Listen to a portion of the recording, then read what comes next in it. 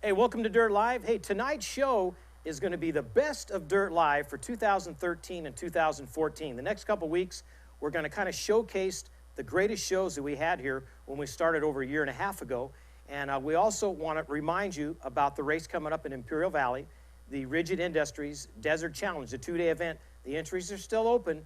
On the September 9th, we're going to have the drawing for that race. So hurry up and get your entries in for that two-day race coming up on September 25th out in Imperial Valley. All right, we also have the entries are open now for the Baja 1000 coming up in November. Well, we want to thank everyone for been tuning in for the last year and a half here on Dirt Live. We have over 90 shows, and we thought it'd be great to show you some of those shows. I mean, we have a couple we really liked. So tonight we're going to go to Video of the Week, which is Armin Schwartz back in 2013, started in the Baja 500. Check out this great video.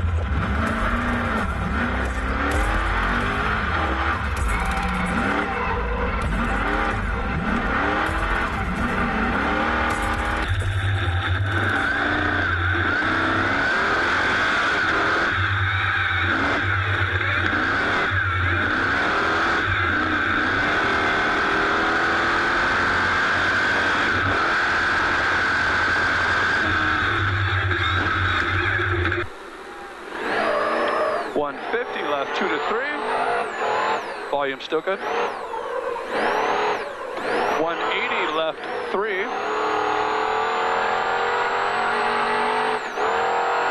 100 left 2 to 3.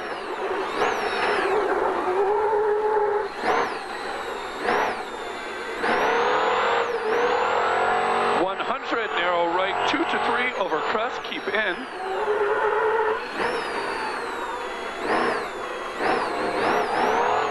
300 straight dip.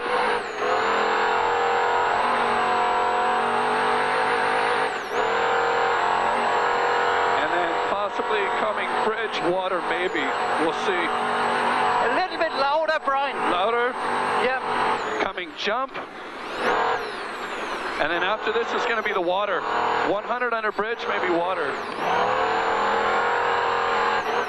Where is it? No. 180 left narrow, keep right exit.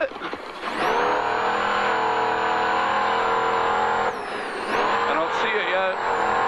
100, here it comes. 100, keep right.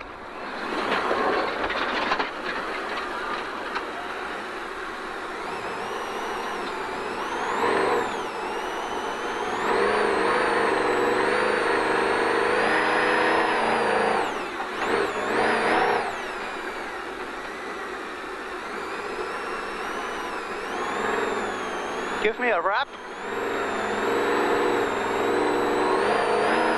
Hold on to it, or you want me to give it back? No, that's okay. Okay. So here's your right 3 long, keep in it. Well, not so much.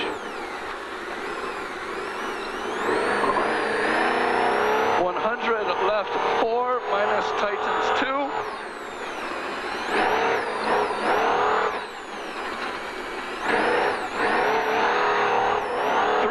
Right 4 short opens.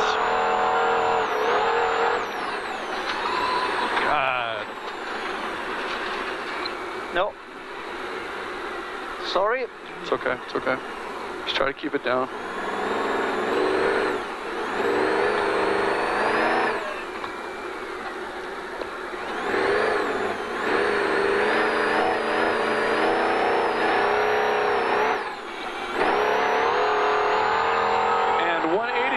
Minus tightens 2 on crust. Minus tightens 2 on crust.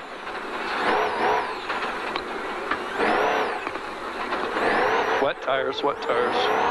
170 crust flat.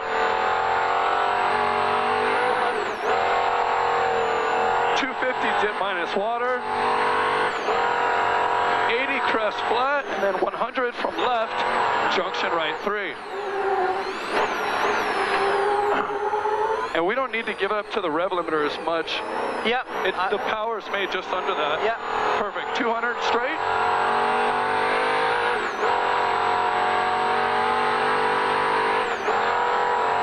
Then coming 280 right for long. Cameron Steele is already off. Yep. So just like this, nice and smooth. Great job. Yep. 800, left 5, very long.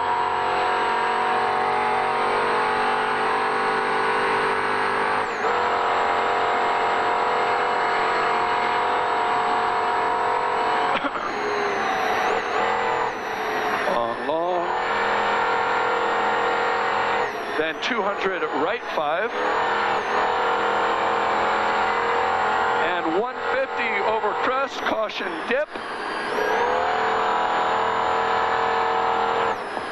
Now 140 over crest, right 4, short. 80 left 4 long. And then 280 junction straight.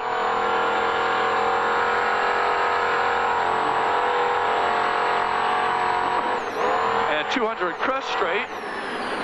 And then 150 over Kings Junction, right 3 to 4 narrow. Right 3 to 4 narrow. Sniffer him, Brian. Okay. We'll just have to pick. We'll have to pick it back up. You have a right 4 over crest, narrow, and left 3 to 4, right 3 short. Right 3 short. Keep calling left it. 3 to 4 long. Left 3 to 4 long. I don't see that. The narrow over crest, right 4. Long crest getting narrow. Long crest getting narrow. Where should be silt? Should be in here somewhere. Yep. Here's silt. Okay, so it should be silt minus tightens 3 short coming. And now 80 right 3 minus 20 left 2 to 3 short.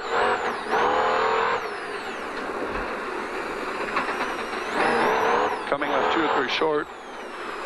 120 right 4 minus tightens 3. And 30 left 3 narrow. Then 50 right 3 short over crest. And 40 left 4 short over crest and right 3. And left 4 short. And Hold right on, 3. hold on, hold on. That's just right 3 over crest. Yeah, left 4 short. And then 30 left 3 over crest. And right 4 over crest. Yeah, we're good. 350, junction right 2 tight, and no cut, left 2.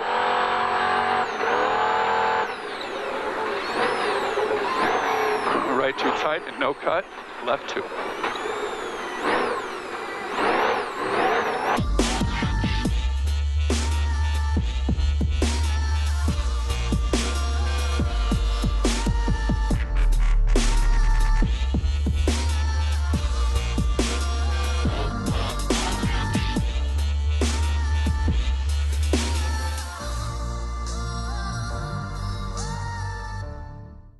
Hey, welcome back to Dirt Live. Great video of the week, and that was Armin Schwartz. Man, that guy's got some talent when it comes to driving. Of course, he's the World Rally Driving Champion, and can he drive off the start? And you saw it right there, in-car camera, incredible with Armin Schwartz. Hey, we keep telling you guys, if you got videos out there, get them to us here at Dirt Live. We want to showcase what you guys got.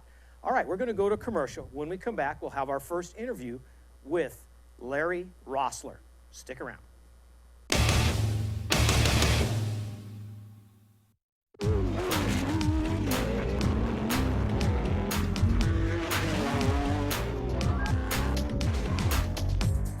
Hi, I'm Martin Christensen with All German Motorsports. Been racing Score off-road for a number of years, and I've been using the HANDS device for a very, very long time. I absolutely believe in it because I know it saves lives. Not only am I a racer and want to win races, that's obvious, but come Monday morning, I'm a businessman and a father for my family. I want to be there on Monday morning. For me, this is the best solution. It's super simple to put on. It goes right on. Very fast as well to connect to the helmet. Has a super nice slide mount that just clicks right in. You don't even know that it's there when it's fitted properly. Another reason why it's very comfortable is once you're seated in the car, the sliding tethers in the back allows you full movement on your head with no restrictions. Another thing that I like is that it's super easy to get in and out of the car. Just cut the belts like normal, get out, and boom, you're out of the car. Just like that, voila, an absolute lifesaver. A great example is Prim Score 300. I was standing right in the grandstands, and a fellow racer in class 1 at the time came right over, a little infield jump, looped the car. I was only 15, 20 feet away, ran to the car, and the driver was dead. If there's any way anybody out there can prevent anything like that from happening by wearing a simple device like this, I'd say it must be done.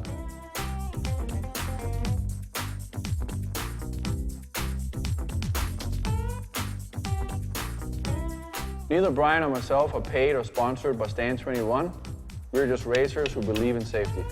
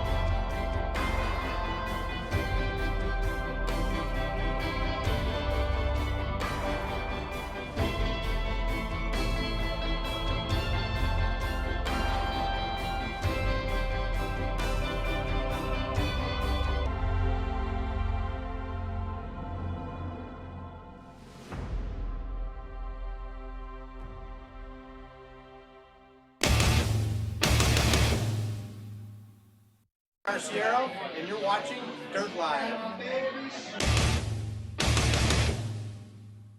Hey, welcome back to Dirt Live. We're here with our special guest, Larry.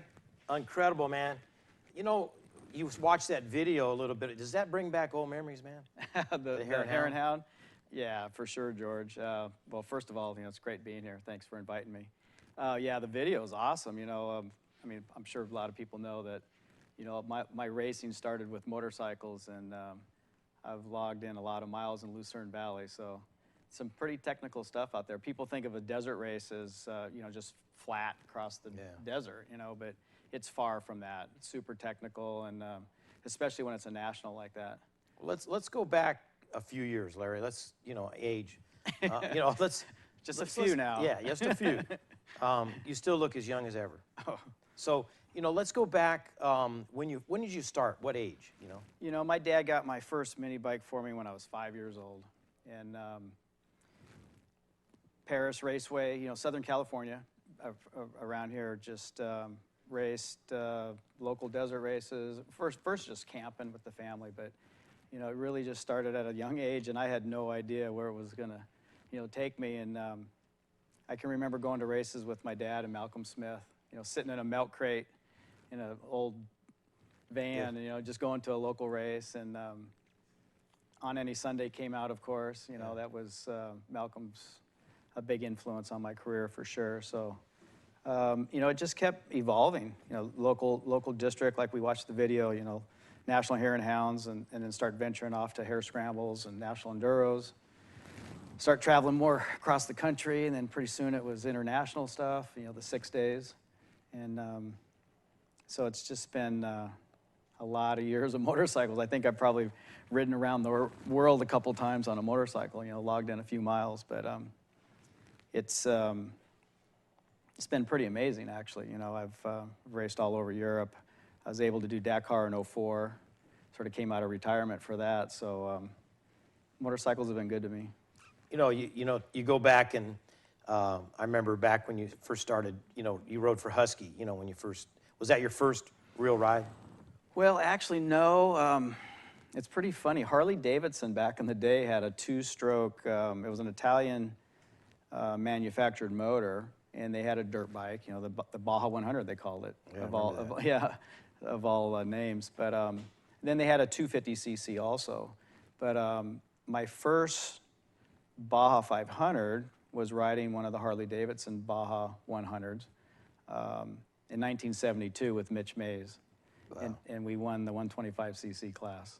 So now I know later on, let's talk your first win in Baja on a big bike. You know, when you stepped it up. Well, that Harley Davidson program, Dale Marsky had a dealership in San Bernardino, and Bruce Ogilvy. You know, we were partners and friends for years, and we built a 250cc. And then in 1975, Bruce and I we overalled the Baja 500. So that was really, I mean, I had won, you know, like local hare and hounds and some stuff, but that was really probably the first big score race for sure, big event that I won. So 1975 with Bruce. Yeah, I saw the video of it when you guys went. Now, that was before the Honda came about, right? With Bruce. And now Bruce ended up going to there. Yeah. You guys rode a Husky, I think, in that one, or what'd you ride? No, that was a 250 Harley Davidson. Oh, that was still the Harley. Yeah, that was still the Harley. Yeah. Matter of fact, that race I can remember. A lot of people will know this place, the shipwreck down by Camelou. Yeah. I can remember right in that area, right before Camelou, I passed Al Baker, and I can remember I was catching him, and I remember him looking over. And he just like changed lanes on me. You know, I was young and naive, and I said, well, I wonder why he did that, you know. I switched lanes and, you know, continued on trying to pass him, you know. And now I look back at it and think, well, son of a gun, he was just trying to roost me and rock me and, you know, make it so I couldn't pass him. But, yeah, great, a lot of stories for sure.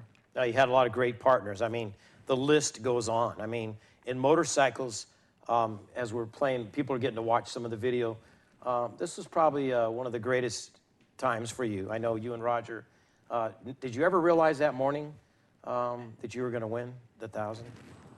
Well, you know, believe it or not, every race we go to, all of us as racers, you know, we plan on winning. That's just the nature of the beast. We don't go there to get second place. And I think my career, you know, I've been blessed with a lot of wins, but there's been a lot of seconds and thirds. But yeah, you know, I go with a very confident approach to every race. So, and you know, and Roger and I, we tested a lot. The car was super, super good. He was very dedicated, and everybody wanted to win. So, you know, earlier we were talking, you know, like what's my most important, or you know, a race that stands out the most as victories. That's a really tough question to answer, but you know, definitely some of the races with Roger and with Troy winning, you know, even though I've won it on a bike 10 times, let's say the 1,000, the few times that I've won it in a car, I mean, they're pretty special. They definitely stand out.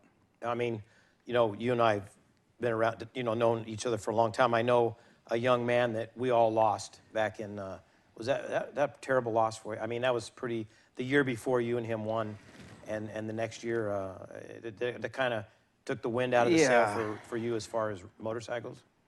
Well, I'm going to try to keep it together here. It's always been pretty emotional for me, but You know, I mean, I retired in '94, so you know, Danny was a great kid, and he was, you know, he wanted to race. You know, that was his life. So, yeah, I stepped down in '94, and you know, Ty and Danny and I won in '94. We won the 1,000. That was my 10th win overall. Yeah. So that was, you know, and I wanted to go drive. I mean, I was friends with a lot of, you know, like Walker, and got to meet, you know, a lot of the off-road, the four-wheel community. So I wanted to take that step, and I started building my own pre-runner. Kurt LeDuc helped me, and he actually, the first couple races I did in a truck was with Kurt.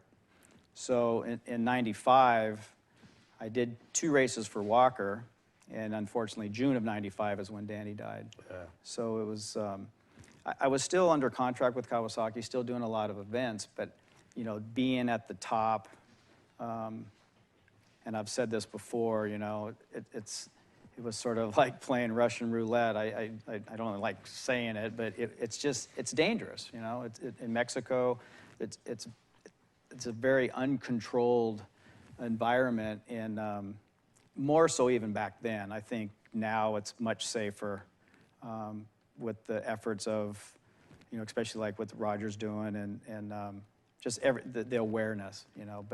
But the bottom line is, you know, you can't control every crossroad and rancher, and you know, I hit a Volkswagen van head-on one year in the late '70s going to Mike's Sky Ranch. Yeah. Hit it, flew right over the top of it, and landed in the bushes. You know, ended leading the race, and you know, ended our day, of course. And so there's just, you know, it just got to a point for me that the number 10 was. That was a nice round number, so I thought it was a good time to, you know, step down. Well, I know you had a great career, you know, as the list goes on. I mean, we were going to put up, we'll put it up and show some of the wins over all on the bikes, but, you know, names of, you know, Jack Johnson, and it just, the list goes on. I mean. Well, yeah, I had, you know, in this sport, yeah, it's definitely not a one-man effort. I mean, I've had incredible, not only teammates, the list, Rolf Tiblin, AC Back, and Mitch Mays. You know, you mentioned Bruce Ogilvy, Yeah. Chuck Miller. I'm going to forget names and going to get in trouble here, but you know, it's been, you know, Paul Krause and Ted Honeycutt and Ty Davis and Danny Hamill, Marty Smith, Danny Laporte. But the team managers, you know, the mechanics. How about the mechanics? You know, the people that really get no recognition, the crew, you know, the co-rider, the co-driver, co-passenger, whatever you want to call them. I mean, they're really, you know, the unsung heroes in our sport, the mechanics for sure.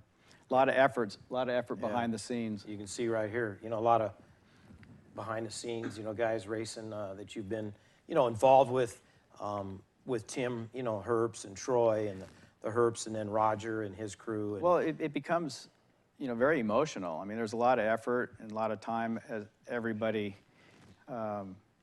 that's racers knows, that the dedication, the efforts put in towards it. I mean, just to finish the race, you know, let alone win the race. So there's, I don't think there's added pressure. Yeah. But look at the wins up here. I mean, if you look at the list, 11 of his overall, this is your 11, I mean, motorcycles. And then we go into the, when you know, the last year, looks like 93. yeah, And then we jump into with Troy Herbst. Yeah, that's the Baja 500. Yeah, just that's just 500. Yeah. So, I mean, if you take San Felipe, how much, you won a bunch of those. Well, those are just overall wins. Yeah, these are. there's about 5 or 6 more class wins in there. Yeah. So, you know, the number overall seems to stand out in everybody's heads. But you know, I have, yeah, with you know, Parker and San Felipe and all the other events, you know, throughout the Vegas to Reno, I've won both on a bike overall and a car overall. So that's sort of cool, you know. You know, I was at the Hare and Hound there Sunday and talked to Kurt Caselli, and I talked to Kurt about you. I said, yeah, Larry's going to be on the show because Kurt's been on the show, and you'll be interested in this. Is I go, how would you guys compare? You know, you look at these guys now. You know, Larry, Kurt Caselli, and these guys over the years. I mean, do you see the speeds any faster than back when you were racing at that age? Yeah, I don't know if the speeds are really any faster. I mean, obviously the machinery has changed, the terrain has changed. It's rougher, and because of the equipment, I think that the terrain that they choose is a little more challenging. But you mentioned Kurt. I love Kurt, and nowadays the guys they become a little more specialized in one field, one area, and Kurt's a lot like how we were back in the day, because we would do a Baja 1000 one weekend, a national enduro the next, and then a national hare scramble, and just bouncing around and do Adelanto Grand Prix, and so you had to do everything. You had to be really versatile. Right. And Kurt is definitely one of those guys. Just like you. I think Kurt, I admire his, and he's not playing the ego card and the macho card like, oh, I can only do hare and hounds, or I can only do works races. He'll get on the bike, and he likes to ride, and whatever the challenge is. So I admire that. And you know what he said about you? I'm going to tell you. This is cool. I talked about, hey, what do you think about Larry Rossler? And he goes, I'm going to tell you, we raced a race a few weeks ago, and I don't know which race it was you were in. You finished. He says this guy came out and finished 3rd overall in this race with these young guys. It's incredible. He goes, Larry is just so fast at his age. Well, I still ride all the time. I rode yesterday. I rode last weekend. A couple days, I'm going up to Glen Helen and did some testing, and then there's a works race. I enjoy the works races. It's a little more, it's off-road, but has some motocross sections and off-road sections, and so I love it, and it's I still have great relationships with sponsors, and it keeps you in shape, keeps you going. It keeps you sort of, being behind the steering wheel of a trophy truck, especially nowadays, you need to be on your game, so reflexes, your ability to read the terrain. I think staying on a motorcycle has definitely helped me. That helped you a lot. Absolutely. How about this picture right here? Does that bring back some memories? Yeah, absolutely. That's one of the best ones right there, I mean, you guys definitely celebrating 2008. Not many people can that know that feeling, but to win, to win the Baja 1000 is damn special. Say it bluntly. It's just really special, and yeah, I've won it a few times, but it's a very, very special moment, and like I say, not just for me, but the whole crew and everybody. So it's really special. Some people are texting in, asking questions. I just heard come in. Okay, let's take what truck from the Land Shark to in 4 wheels. Which one do you think you really had fun driving? What was the most... it's again, that's a pretty tough question. But I honestly, in 2000, I got to drive the Toyota with Ivan. So we had the Nevada 2000 and the Baja 2000. So I was contracted for those 2 races that year. Did a lot of testing, and that car was really fun and nimble. So in comparison, it was like riding a 250. It was just you really had to be just quick. It was like a video game. And then the Truggy is just sort of the opposite. It was like an XR 650, big and heavy, really stable, super reliable. We had a phenomenal run in that car. And then when I got in Roger's truck, it was sort of a combination of the two. Even though it looked big, it didn't feel big. And we did a lot of testing in the suspension. Overall handling. That car today could definitely, win a race. It's phenomenal how well it handles. So I've just been blessed with a lot of good equipment. To pick just one, I don't know if I really can. Yeah. Even the current vehicle I'm driving now for the Herps is we've been doing a lot of testing. We're running King shocks now, and this last HDRA race we ended up 2nd and 3rd overall, the 2 trucks, and Justin Davis snuck up behind us and beat us by 45 seconds, I think it was. But yeah, 800 horsepower and 3 feet of wheel travel and 39-inch tires. It's pretty hard not to have a good time. Well, you've done any special, you know, your most favorite place in Mexico. We'll wrap up kind of into the show here, but tell everybody any special place down there. Yeah, probably the Palapa down at San Juanico, maybe, overlooking the bay, Scorpion Bay. Yeah. Yeah. No, I mean we're blessed with such a beautiful place to go race, and the people and the beaches and the missions. And I've spent a little bit of time being a tourist, but all the years, I think my dad took me to La Paz the first time when I was like 15 years old. But I really enjoy. It's a beautiful place for sure. Well, thank you very much, Larry, for Yeah, joining no, us my on pleasure. Dirt Live. We're going to have to get you back on here. We got so many more I'd love questions to. I would love to ask. come back on, and yeah, there's we could touch on a lot of different things. You know, I mean, we didn't even get to talk about Dakar really in detail, and a lot of great stories. But We'll get you back on the show, and I know 2013 you're going for that world championship. yeah, absolutely. And I haven't really done the math myself, but I know we're right in the hunt there. We've had some solid finishes, so definitely going for that. We're going to announce that tonight when Roger's Yeah. on the show. Oh, good. We'll later have on. some exact numbers. Exactly. Welcome back. Great interview with Larry Rossler. I'm telling you, the guy has history of racing in Baja. Started with the motorcycles, then into the trucks, and been with some great teams. Once again, he won the Baja 1000 in 2008 with Roger Norman. Great victory for Roger and him. All right, we also got coming up next, we have Nick Ham and Jesse Williamson. These guys, I'm telling you, I met them about 1.5 years ago, and these guys touched my heart. Jesse, a veteran, coming back with lost both his legs in the war, and this guy is racing motorcycles. You got to check out this interview. It'll touch you. Check it out.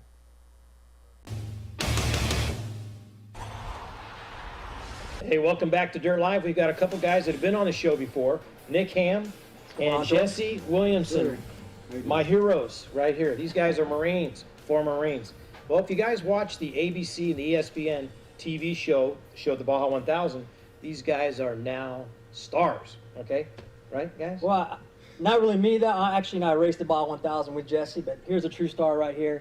You know, he made history, as you know, as the first ever double-leg amputee to race the Baja 1000 on dirt bikes. That was just pretty cool. Yeah, I mean, I tell you, man, you're just an awesome guy. You know that. Oh, appreciate it. Thank you. Yeah.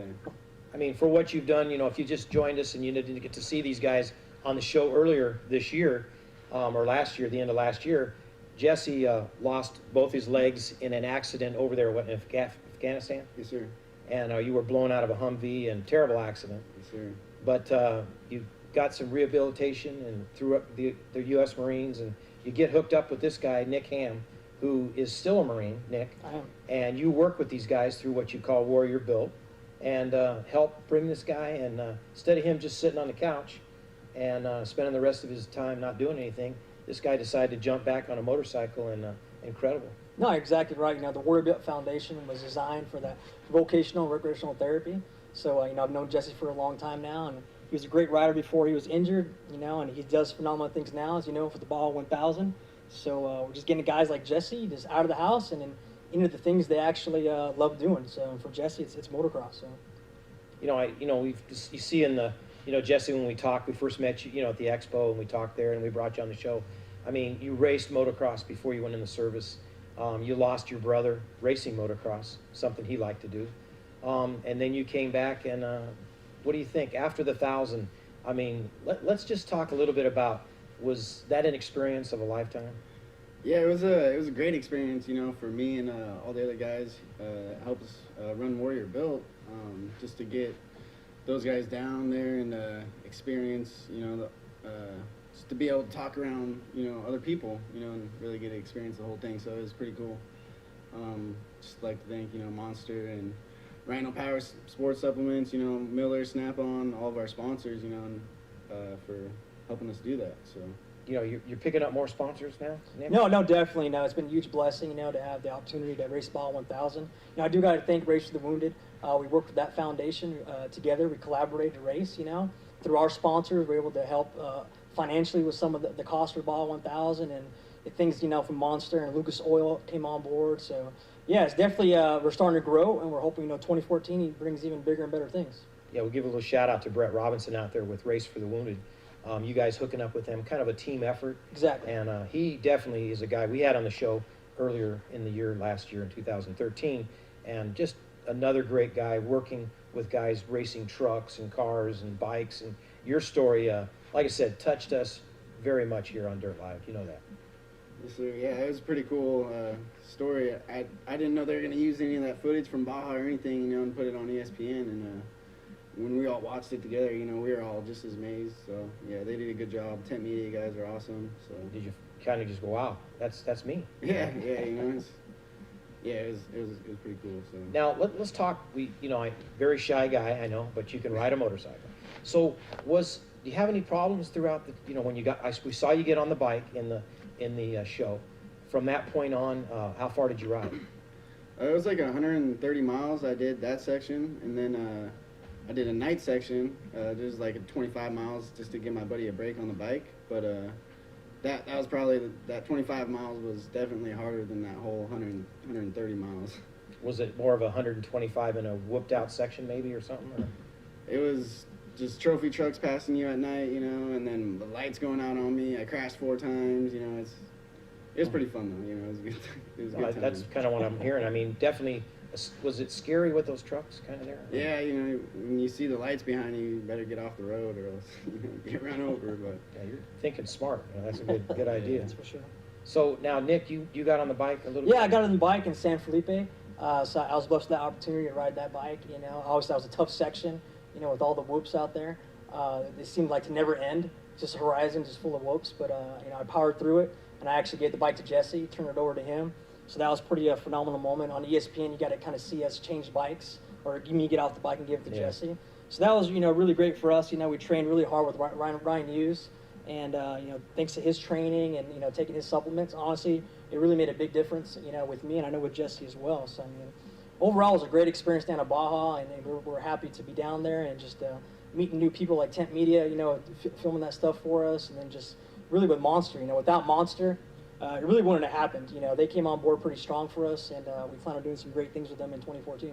Yeah, I know they're definitely proud of you. You guys, heroes as it is, being in the service, protecting us so we can do the things that we get to do. And you guys, you're over there giving up your life for our safety and our freedom. It's pretty cool. Yes, sir.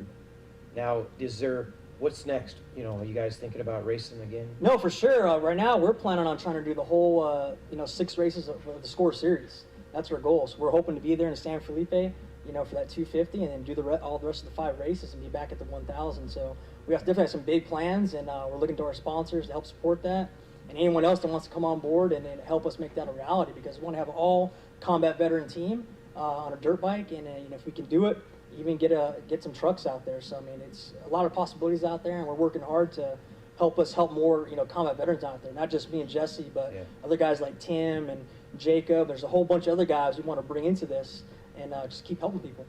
Now, Jesse, did you think of ever, you were there involved, the bikes, and you've been around bikes your whole life, so what about getting in a truck? Would you think that'd be kind of fun? Yeah, anything really racing, would be fun. So I'm down for whatever, it'd be cool. Whatever comes up, and I know working with Brett probably and some of the things you guys got going. Yeah, we had a good time with Brett and those guys. This year we're kind of going to do it on our own. And really go full force, with the Warrior Built Foundation, and just kind of do it with our sponsors, and really just make a big difference and help as many combat veterans as possible. So, it's all about, full force aboard the Warrior Built Foundation, and hopefully with our big sponsors like Monster Energy, we'll be able to help, hopefully hundreds of people, and really make a difference. Well, speaking of other guys, let's bring in Tim and bring on the show. We'll just kind of bring him up here and stand next to Jesse. Jesse, you can go ahead and stay. This is another guy lost his leg in the service. Welcome to the show, Tim. Thank you. Is it Thanks Tim? for having me. Yeah, we spent a lot of time with him down in Baja. Let's introduce Tim to everybody out there, Nick. Yeah, this is Tim Reed. One of the guys that's with our foundation. Known him for a long time now. Great guy. And really, what we're trying to do is get him into a truck. He wants to drive a truck. So that's the ultimate goal. Like Jesse raced a dirt bike. We were hoping to get Tim out there and drive a truck, and he'll be able to give people rides in that truck. And that's the main goal for 2014 is get Tim behind the truck. He loves wrenching on them and doing things like that. So, Tim's a great guy. He had an opportunity to be in a truck for I think about 100 miles or something like that at the Baja 1000. So, so it was pretty cool. Now, Tim, you were in the Marines also. Yes. And you were injured where? Baja, Afghanistan. And you lost your leg in that? Yes, I lost my left leg. Injured my left wrist as well, and multiple shrapnel and debris and a traumatic brain injury that I sustained in the blast. So, But, you know, you come back and you think maybe it's over, nothing. You know, Yeah. what am I going to do? that's exactly And what you then think. you run across a guy like Nick, and it kind of makes you feel like, hey, I got something here I can do. Yes, absolutely. I think it's wonderful what Nick's doing with the Warrior Built Foundation. You know, what me and Jesse and Nick, what we all did, and Jacob and everybody on the team, you know, we served in the military, and that's what we're wanting to continue to do in this motorsport. You know, we could not serve anymore because it's due to our injuries, and now with the motorsport and off-road racing industry, it's opened up many doors for us to continue to serve, to go market ourselves to potential sponsors and raise money for charities and give it back to charities. Well, we appreciate what you've done, and definitely I know there's a lot of people out there that want to help and support you, and I know they can get a hold of you through Warrior Built. Yeah, definitely. Go to or the Warrior Built. website. Yeah, warriorbuilt.org on Facebook. You know, it's Warrior Built 232. We're on Instagram. We got a YouTube channel right now. So all you just put in Google, you know, Warrior Built or the Warrior Built Foundation, either or, it'll pop up there. And Let's if you see. want to help us out, Let's see if we can bring Adrian in real quick too. Another guy, and this guy, kind of like a different type of guy. This is the guy that helped build. Step right in here and bit next to your buddy there. I'm trying to get you guys all on camera. Big family here. Yeah, with Adrian. So Adrian, kind of tell about what he is actually the guy behind building a lot of the stuff that you guys. No, have. you're exactly right, George. You know, Adrian, he didn't serve in the military, but he's one of our great volunteers. You know, Adrian helped us run the Warrior Built Foundation. So he volunteered, you know, his garage basically to us do that vocational therapy. He's the main fabricator, mechanic. He's the one that, you know, really opened up his heart and his time to help these, you know, different combat veterans. So without volunteers like Adrian and all the great Americans out there, we really can do what we do. So thanks to Adrian, you know, I mean, I'm super, you know, happy to call him a friend and for him to step up, you know, and really, you know, give his time to us and his talents. And I think people out there watching need to go to this website that we're talking about and check out the chopper these guys built. I mean, everything that you put in this, Adrian, you know, hand grenades and I guess guns and everything all that you kinds, could yeah. think of is, you know, manufactured and fabricated. You know, here, I'm sure Brian that was here earlier from Fusion would love to see this, something that he's fabricated. You know, a guy that's fabricated would look at that chopper and go, wow, this thing is incredible. No, yeah, for sure. So, Yeah, the biggest thing about it too is that it's just not my, you know, creation or ideas. It's a lot of these guys that came in and really brought forth most of the ideas. You know, I'm just there to make it come to reality. You know, really get it on the bike and maybe in the process show them some of the techniques of welding, metal fabrication, and you know, Yeah. sheet metal working. Well, it takes some good volunteers, you know, guys like this to help. no, you can't. You're exactly right, man. I mean, with Adrian, you know, we had another guy named Alan Chadwick, you know, Jimmy Todorovich, that really stepped up, and you know, so there's so many people that came together to help us, and it was just amazing, you know, to have all support, all these people want to volunteer their time and talents, Yeah. you know, and take time away from their own families. You know, Adrian's married, and you know, Alan and Jimmy, you know, so they were willing to come here to help us and show us what they can do, you know. So we're very thankful and blessed for these guys, and you know, we just hope we get more and more volunteers out there that want to help us out and help us, you know, help other guys achieve their goals out there, you know. Well, you're definitely doing a great thing, Nick. I know you're still in the service, and Jesse, keep up the good work, buddy. All right, thank you. So Jesse, Adrian, great job, man. And then that's Adrian, Tim. I got them mixed up. Sorry. We'll get them all right. But great group of guys here from Warrior Built, Nick Ham and Jesse. And you saw it if you did watch the Baja 1000 show. And great job, you guys. It really showed what you guys were doing out there. And definitely even the commentator for the show was so pumped by what you guys did. No, for sure. Yeah. All right, well, we're going to close up the show tonight right here on Dirt Live. And we want to thank you guys once again for joining us. And we'll have them back on the show and kind of keep you guys up on the progress of what you guys are doing. No, All we right? appreciate that, George. We appreciate Score, Dirt Yeah. Live, and No, we thank you, man. Roger and everybody And that's we involved. appreciate what so- you guys, all about you. These are Marines right here. The man. All right, Okay. raw. Tough. Hey, welcome back. Great interview. Like I told you, man, these guys are war veterans. Nick Ham is still a Marine, and he helps these guys out when they come back from Iraq or Afghanistan, wherever they are, and he works with these guys so they're not sitting at home on the couch. A great program called Warrior Built. Go to the internet. You can check out the program. These guys built a chopper out of everything, grenades, machine guns, all kinds of neat stuff. Check it out right there on Warrior Built. All right, we're going to go to commercial, and we'll be right back here on Dirt Live with another interview.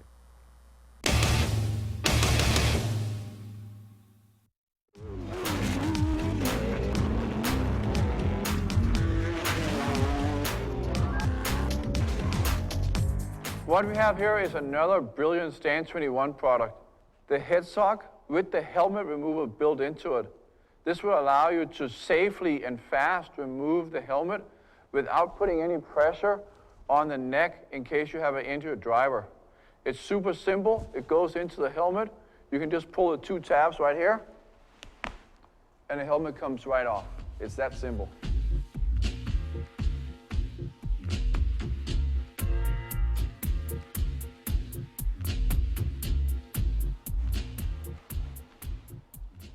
This is so easy. I will use it all the time, taking the helmet off. It takes the pressures off the ears and everything. That's great. Comes off, super easy. In this case, we're showing if a driver is injured in the field. In off-road racing, often there's nobody around.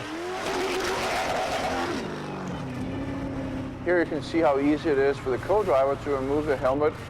Doesn't require a pump or any other assistant. It's already on the headsock, and it's super easy. Neither Brian or myself are paid or sponsored by Stand 21. We're just racers who believe in safety.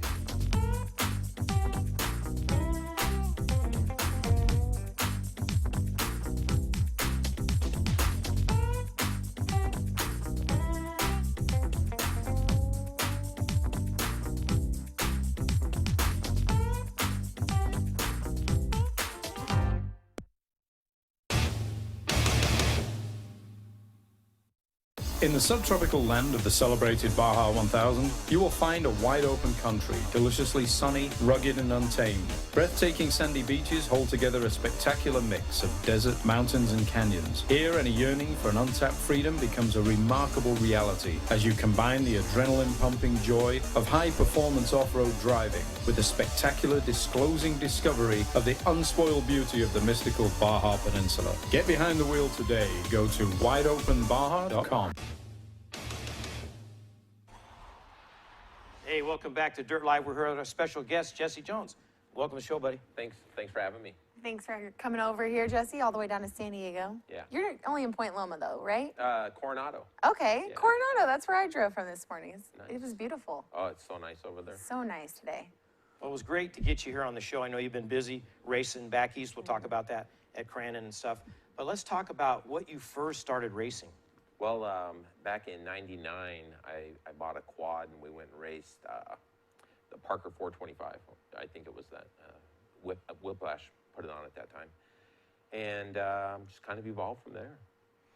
So, you know, did you grow up in the dirt? You were saying before air that you grew up in Arizona. So obviously dirt, you rolled around in dirt as a child. Yeah, a lot Was of your desert. family into it? This is very family-oriented sport, usually passed down from man to man. So is that how you got your start in off-road? Not really. My father ropes. He's a competitive team roper, and that's what I grew up around. I had a 3-wheeler, and we went and we rode in the desert a little bit when I was younger, but never raced anything until I bought that quad and raced it at Parker. So the first off-road race that I went to, I was actually in. So your first race you race on, you win. Well, in sportsman, okay. Right, but that's all right. We won our class. Still won. Yeah. Still won. Well, we were pretty proud of it. That got you motivated. You know? Yes. So from sportsman class, where did that take off into? Where did you guys? What was your next step?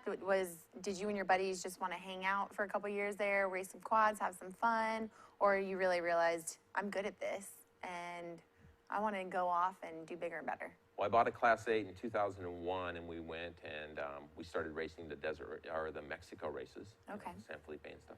And really, that's what hooked me, was getting the truck and how loud it was and the crowds and everything. And so it just kind of went from there. All right. And then let's talk about for a while there, Jesse, you were buying these trucks, having them built, you sell one to Bryce Menzie, and you take this young man from a Class 10 champion all the way to the trophy trucks. Pretty cool. Well, I mean, he took himself. Right. I'll take a little credit, but honestly, today he's the one giving me pointers. So, yeah, a few years ago, Rick Geiser and I got together, and I basically spec'd a lot of trucks, 5 trucks, and it gave Ricky the ability to go out and make more economical purchases and things, because we had a higher quantity. And as I would race them, then I would sell them, and Bryce bought one of those, and that's when Bryce and Steve and I started talking a lot, and Bryce and I developed a pretty good friendship. That's where we are today, racing together. With Bryce Menzie, he's such a young racer, young driver. Him growing up in the sport of off-road, were you one of his guys that he looked up to? Does he ever tell you anything about that? No, he won't ever give me that. He won't ever give No, you that I credit. have a big enough head right now. Bryce isn't gonna add to that. Wow. It's tough for Bryce and I to be in the same vehicle at the same Oh, time come because on. our heads will barely fit. You can't get the door closed. I mean, I've seen videos of you guys having fun after the races, and you guys look like you're best of friends. Yeah, we have a pretty good time. We can't even show that video. That's No, pretty- we're not going to show that. Is that private stuff we can't even find on YouTube? The other Bryce already that we keeping don't his mouth know. shut. It's pretty cool. But, Yeah, Bryce is a good young man. He's a good young man all around. I mean, he's a good race car driver, but he's just a good person also. Well, Jesse, you got out of the three-wheelers and the four-wheelers and all that, and your first racing that you really started, blossoming was that Class 8? Yeah, Class 8, and then from Class 8, we moved into trophy truck. I had a trophy truck built by a guy in Riverside. And then we never did any good with that truck. It just wasn't a good piece. And I was also not a good driver, and so I broke it. There was just a bad combination. Bad truck and bad driver equals not very good finishes. Right.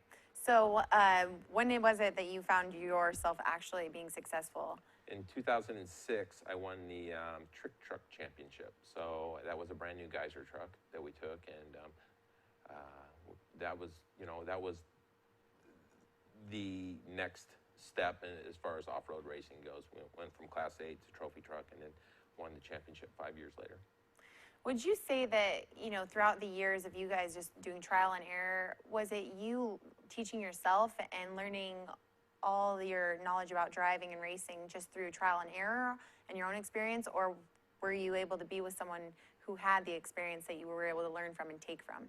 Definitely, it was just from trial and error. I never really hung around anybody, no other drivers or anything, and so I never got any pointers. It was just going out and putting my head down and making mistakes and learning from them and trying not to make as many mistakes the next time you drive. Self-taught. Now, the trophy truck that you finally started back in 2010, after you won the bid. Let's talk a little bit about another championship that you did in 2010. Yeah, we won the SCORE Trophy Truck Championship in 2010, and that was a product of the latest evolution of the Geyser trucks. We had a pretty competitive truck that year, along with Andy McMillan. We battled back and forth all year long with Andy, and it came down to the 1,000. I think a 4-point difference between us. Wow. So, and Andy was driving the latest and greatest also. So I think our trucks were pretty evenly matched. Incredible. I know he has some great 1000s down there with you. So definitely a great battle in 2010. Yeah. Him and his dad, they just killed it. They were on fire. They won it, 3 years in a row, I think, maybe 2. Wow. Right, so let's get back with you and Menzie driving together in your guys' truck. I actually was curious, we were talking about this beforehand, you guys were saying something more about along the lines of budgeting, but why is it that you guys race the SCORE races and, HDRA is is it because the HDRA races are more shorter?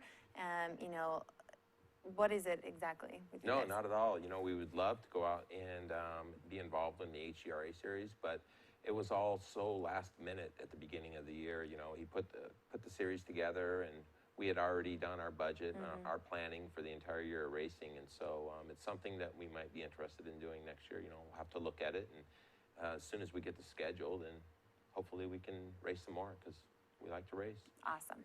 Now, a couple questions. The same year in 2001 and 2010, it's kind of weird. You won both races that year that you did back in 2001 as you did in 10. San Felipe and Prim, they were kind of like a great race for you.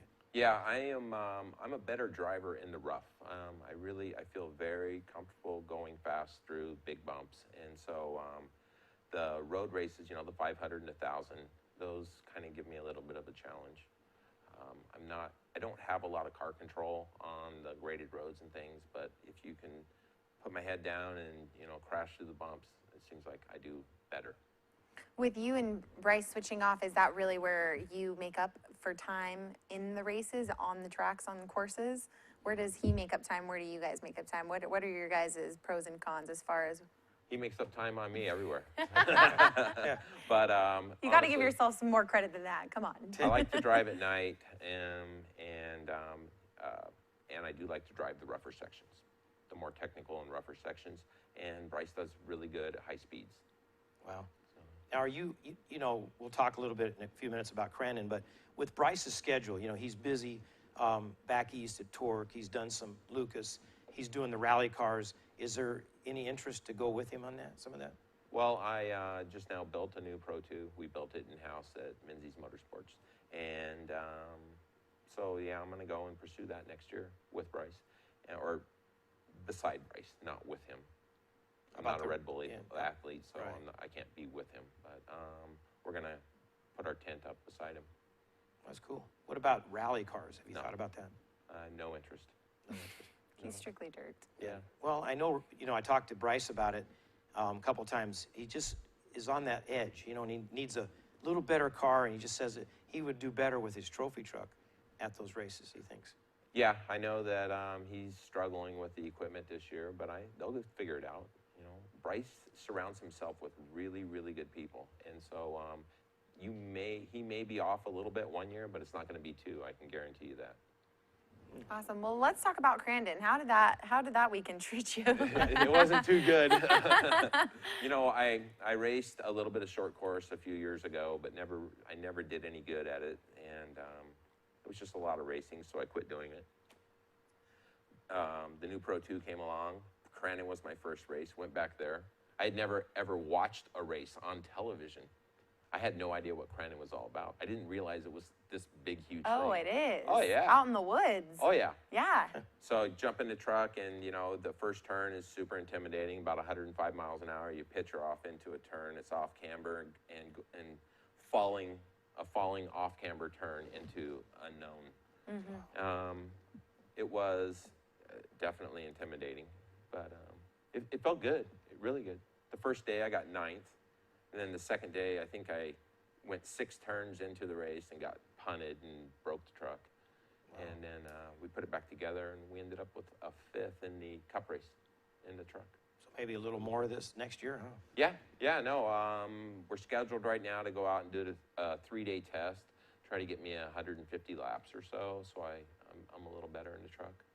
So as far as Crandon for next year, you'll be able to be a little bit more prepared. You better watch out. A little bit more Start prepared. looking. Right. You know what the secret is with Crandon? I think the drivers, you guys all do better if you go through the woods first and party with all the locals. Oh, back at Yes. Jurassic Park? Yes, Yeah, I got a Jurassic little Park. taste of that moonshine back there. That was Wow. pretty crazy stuff going on. Naked slip and slide. Jeez. Wisconsin, I don't even know, Wisconsonians, Right. they are crazy people. My Yeah. family's from there. My family's nuts. They love the cheese. They're really Cheese nice. Yes. Cheese curds. Yes, cheese We curds. had some cheese curds while we were there. Well, you know, Not good for you.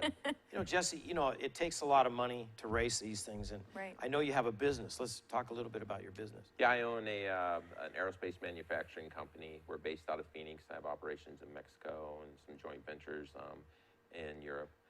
And we build turbine engine components for Honeywell, United Technology, Pratt & Whitney, things like that. So. Wow.